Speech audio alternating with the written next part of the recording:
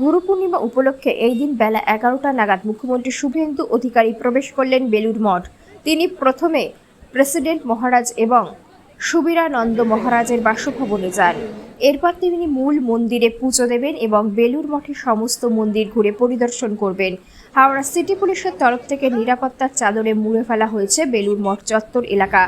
এই দিন গুরু পূর্ণিমা উপলক্ষে বেলুড় মঠে হাজার হাজার দর্শকদের সমাগম। এরপর তিনি বেলুড় মঠ থেকে বেরিয়ে জিটি রোড ধরে কলকাতার উদ্দেশ্যে রওনা দেবেন।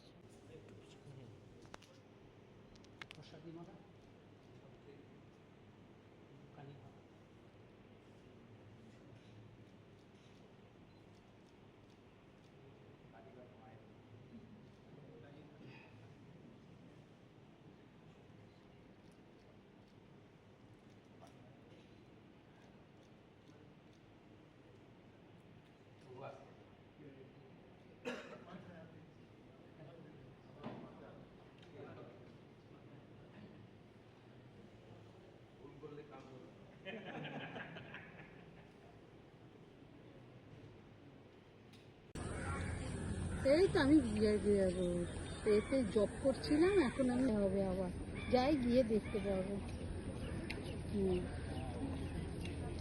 রাখছি, হ্যাঁ। ভিডিও করবে?